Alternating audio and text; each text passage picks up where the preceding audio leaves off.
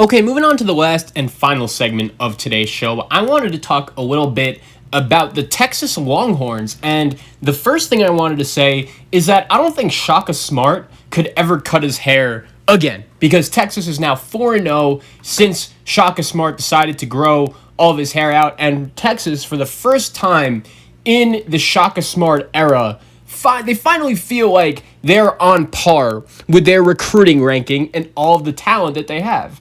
And over the last couple years, how many NBA players have this program had when you look at Mo Bamba, Jackson Hayes, Jared Allen, all of those guys, and still they have not been able to win anything?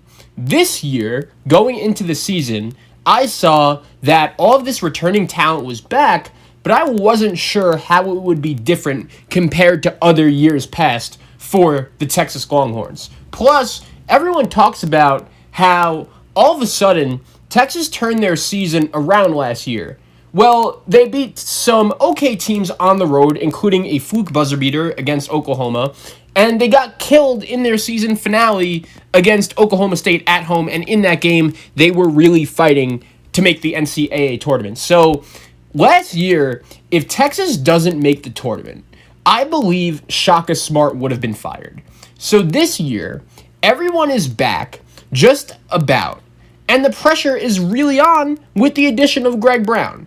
Now, Texas wins this Maui Invitational, and it's great for them to come away with the win, and for the first time in the history of the Texas Longhorns basketball program, they win the Maui Invitational. And after beating Indiana the day before, that was super impressive. Indiana is a really solid team. Texas beat them up pretty good. They also had a pretty big lead over the North Carolina Tar Heels, and UNC crawled back in it, but Texas got the W to close out the Maui Invitational with a win. In the Indiana game, I feel like Texas was really good on the defensive side of the ball, and that's when it really hit me like, okay, Texas for the first time in a while actually looks physically imposing, and they're scoring the ball much easier. Maybe this is finally the year for Shaka Smart and company. That was a super impressive effort on the defensive side of the ball. And with all of this talent coming back for Texas, I think if you're a Longhorns basketball fan, you would agree with me that this is it, man. This is the year. If Shaka Smart doesn't succeed with this year's Texas team, he shouldn't be back. And we'll see what happens this year. I don't really know what exactly this Texas' ceiling is right now, but at the same time, there's no denying that they're playing some really good basketball, and if you're a Texas Longhorns fan, for the first time in a while, you really have to be encouraged. And against Indiana, super impressive effort for Texas on the defensive side of the ball especially. And keep in mind, this is a Texas team that in the first game of this Maui Invitational tournament against Davidson, they barely won. And not gonna lie, in that game, it gave me a lot of similar vibes to your classic previous Texas teams that, to be honest, just have not been able to get the job done and just lose too many games that they flat out shouldn't. And I was recording this podcast on Monday just about when that Texas-Davidson game was coming to an end. And really, Davidson could have easily won. And it's not like they're not good, but they were really able to score when they wanted. And Texas went from that to playing unreal defense throughout the game against Indiana. And in that Indiana game, that was one of the better defensive performances I've seen Texas play under Shaka Smart. And this is not going to be the win in this tournament for the Texas Longhorns, right? That draws all of the attention going forward and gets all the hype. But it is a win that will end up being super, super important because Indiana is really good. And in the next game yesterday, they lit up Stanford. There are plenty of people who coming out of this tournament that said Indiana and Texas could, by season's end, be the best two teams that played. And to me, that was super impactful because I don't necessarily disagree with it. Besides the Texas game, in their games against Indiana and Stanford, Providence and Stanford, Indiana looked awesome. And Texas, besides from the Davidson game, which still they were able to find a way to win, and the UNC game, which we're going to talk about in a little bit, I was really impressed with what Shaka Smart was able to do with his guys this week in North Carolina. And I've seen a Shaka Smart Texas team be good, but I've never seen a Shaka Smart Texas team dominate a good team like this. Indiana, you could say what you want about Archie Miller. They're a legitimate top 25, top 30 team, and I've never seen Texas be this dominant on this kind of a stage in a very long time.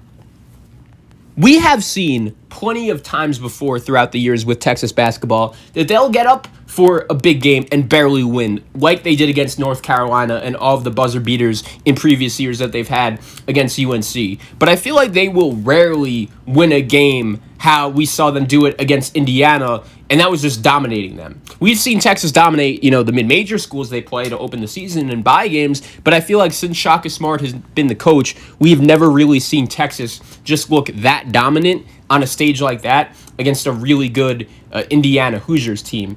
And the funny thing for me about Texas and the defensive effort they established in this game was that it really was what a lot of Texas fans felt like the team was going to look like last year on the defensive side of the ball, with Luke Yaklich leading the way. And now we see a senior leader in Matt Coleman really show that he has bought into the system and he is really leading the way, and his teammates are really responding to it. If Texas can play even as 2/3 as good on defense versus Indiana throughout the season, then that will be a great sign going forward for them. I mean, I don't know how many of you guys watch this game, but you see this kid, Kamika Hepa, on the bench screaming every single game, providing energy, which, let's face it, in this season without the fans, that is something that really not every team in college basketball has, that they're going to need. And that energy, we saw it in the Illinois-Baylor game as well, is something that could really help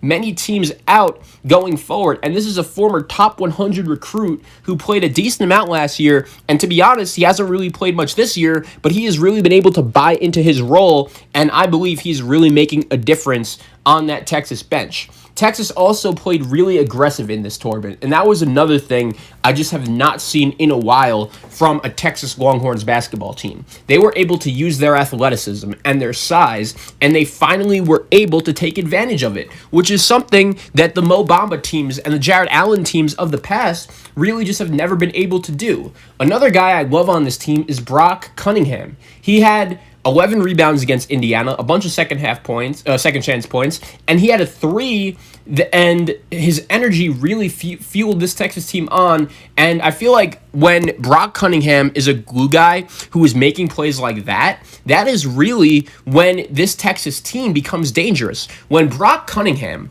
is out here winning 50-50 balls, that provides more opportunities for your athletic guys like Jericho Sims and Andrew Jones and Greg Brown and Liddell and Kai Jones. All these guys that are running the floor, they could be really dangerous, and that could open up this Texas offense to an elite level. In the North Carolina game, that was much closer than the Indiana game, and Texas was able to flip the script, and they were able to play more aggressive on offense in the game, including shooting 40% from 3. Shaka said before the season that Texas will go as far as their point guard, senior leader, Matt Coleman, takes them. And now, Matt Coleman is the man. He's the senior leader for this Texas team, and he was really able to put Texas on his back. He had 22 in this game, including the game winner to beat North Carolina, and he even left 0.01 seconds on the clock, so it wasn't technically a buzzer beater, but if you're a basketball fan, you know it's basically impossible to get a shot like that off in 1 second, so in 0.1 seconds. So Texas ends up getting the victory, and for Texas to finally have this kind of big win under the bright lights for Shaka Smart, when the signs are there that this team could be really good, I feel like that's a really, really good sign going forward. And another thing in this game that really stood out to me, North Carolina outshot Texas 32-14 from the free throw line and still used their elite shooting to find a way to win. If North Carolina hits more free throws, they could have won. And that is a feeling that many Texas fans, I feel like, have felt in the past. Texas fans have seen a team that's just super athletic, trying to claw their way back in the game where they have a big deficit, and ultimately their poor free throw shooting was the reason why they couldn't be able to get the job done. And I feel like that's easily what happened with UNC in this game. They closed the gap a little bit in the second half, but they were able to respond, Texas was, after the foul disparity.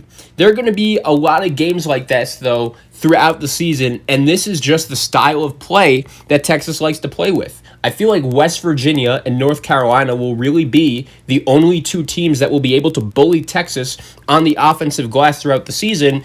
And North Carolina, their best offense in this game was literally the Kobe missing a shot, having your biggest player rebound, and maybe even sometimes get fouled. And North Carolina, that's really what they were able to do because they only hit one three-point shot in this game. The refs really didn't help Texas out either because even Bill Walton called them out. In adversity, when Texas got frustrated and their league disappeared, they were still able to find a way to win and get the job done.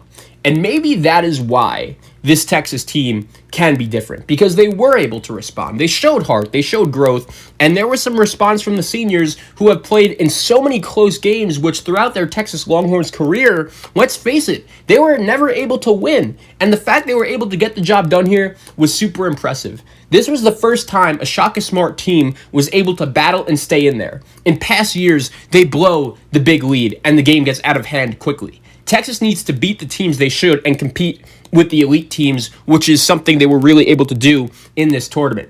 Texas hasn't even hit their ceiling yet. I feel like an argument could be made where that's the case, because if you look at this game, Greg Brown only played 13 minutes. So that tells me this is a Texas team that still has a lot in the tank that also looks really good. We've spent the last couple years with Shaka saying there's a lot left in the tank, but I don't know if they can get to it because you don't know if they're motivated enough. You don't know just how good they could be. But now the floor is higher than it ever has been. And after those back-to-back wins, they could be even better. If you can build from there, I feel like the ceiling is high.